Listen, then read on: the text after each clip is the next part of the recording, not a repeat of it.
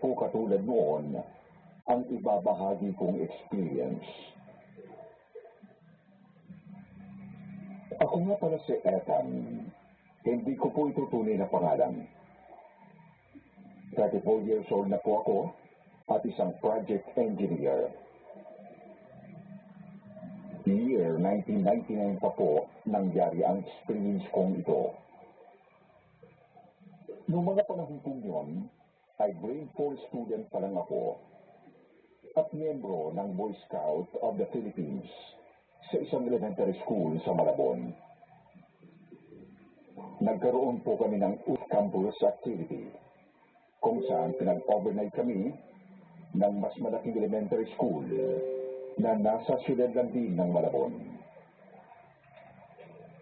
Ang misyon para sa amin ay ang mag-aral ng basic camping at survival skills. Kasama na rin ang paglilinis ng school grounds para sa programa kinabukasan na hindi ko na matandaan kung para saan yun. Ang alam ko lang, masaya at exciting ang gabi yun para sa amin ng mga kaibigan ko. Nakalimutan ko na po ang pangalan ng mga nakasama ko noon sa camp. Maliban kay Ino, na classmate at best friend ko. Pati na rin po si Kuya Andy, na kapitbahay namin at madalas kong kalaro dati. Noong mga panahon yon, grade 6 na po si Kuya Andy. Mas matanda siya sa amin ni Ino, kaya sa kanya ako binili ni Mama. Lalo saktong siyang na-assign na leader namin, kaya naman parang na rin kami may kasama na kuya at barkada at the same time. 9 p.m. Katatapos lang po namin magsipaghinamos at mag-toothbrush. Naupo kami sa harap ng maliit na bonfire na ginawa ni Kuya Andy. Malamok po kasi noon, kaya naisipan namin magpausok. Abala sa kanya-kanyang kwentuhan ang mga kapwa namin scouts. Habang kami naman ni Ino ay nag-iihaw ng marshmallow sa apoy.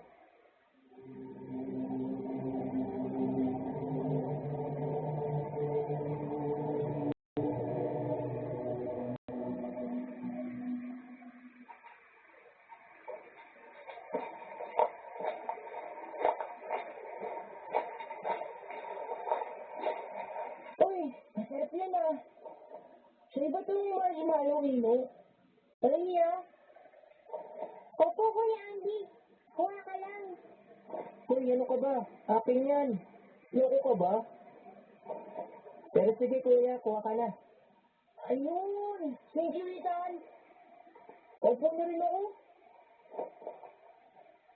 Oh, bakit mo iniiyaw? Masarap yan kuya. Subukan mo. Heto stick. Nagiging lasang icing. Sige mo, testing. Kuya Andy, kwento ka naman. Ano yung kwento ko?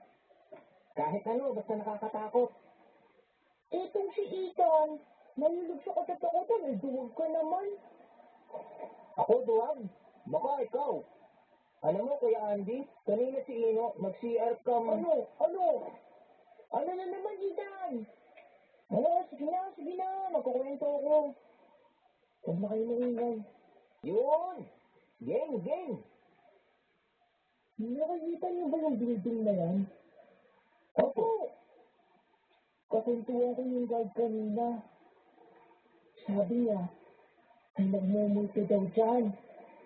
Isang beses daw, nagra-round siya. Kasi sa'yo, nagsasara ng mga pinto, ilaw, tsaka gate yan. Sinecheck niya raw muna yung mga ilaw kung naiwang bukas o kaya yung electric fan o kung may naiwang gamit. Isang beses daw, ginabi siya sa pag-check. Kasi, ang daming building eh. Bakit kasi mag-isa lang siya? Yun naman. Huwag ka na magtanong kasi. Sige na kuya, tuloy mo. Mag-isa lang siya. Kasi pang umaga yung isa niyang kasamahan. Siyang naka-assign kapag gabi. Kaya nga nandiyan siya ngayon eh. Eh di, yun na nga. Sinicheck niya yung mga room. Tapos nagulat siya. Kasi pag tingin niya sa isang room, bukas pa yung ilaw. Ay mga estudyante na may kaklase. Tsaka teacher pa daw. Aalis na rin sana siya, kaso naalala niya. Wala naman nang nagkaklase dapat eh. Kasi gabi na. Ma-overtime. Ang ingay mo naman, Ino. Huwag ka naman magpatawa. Natatakot ka siguro, no? Hindi ako natatakot ah. Oo, makinig na kayo. Dali. O dali, kuya. May nagkaklase kahit gabi na? Ayun nga. Nagtataka si Kuyang Guard. Kasi dapat wala ng klase kasi gabi na. Pinalikan niya ngayon para silipin uli. Pagtingin niya sa room, patay na uli yung ilaw.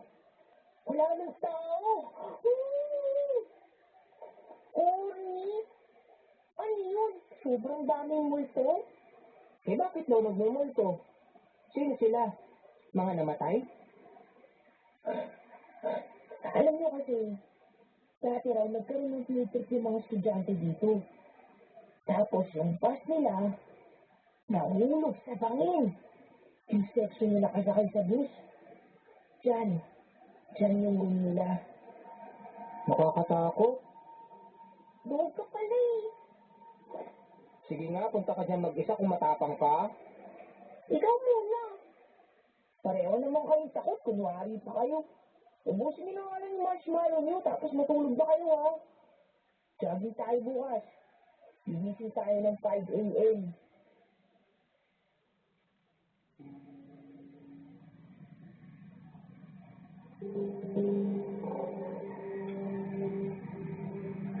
Noong mga pagkakataon pong yun, Sir Wilmore, ay takot na takot kami sa kwento ni Kuya Andy. Sakto pa namang malamig ang hangin. Nakatingin kaming lahat sa school building na sinasabing minumulto raw ng mga estudyanteng namatay sa field trip.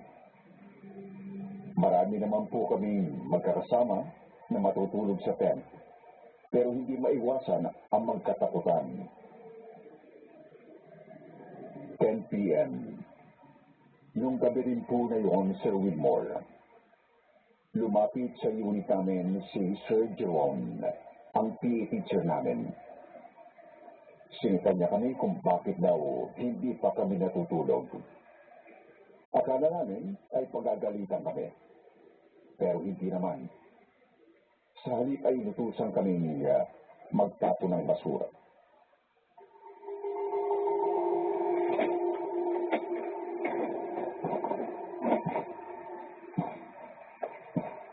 Hoy! Hoy! Kayong tatlo dyan. Nasa tent na ang mga kasama nyo. Bakit kayo nasa labas pa? Nagmamarshmallow lang po, sir. Gusto niyo po? Sir, may namatay raw po na estudyante dyan sa building. Anong namatay? Huwag niyong pansinin, sir. Nagkukwentuhan lang po kami. Matutulog na rin po kami. Pagkatapos po namin dito. When I first came to RC, I was the only one who could speak English in the whole military. And then, we have to cover pop songs and they always and then they're like, you could speak English pretty fast.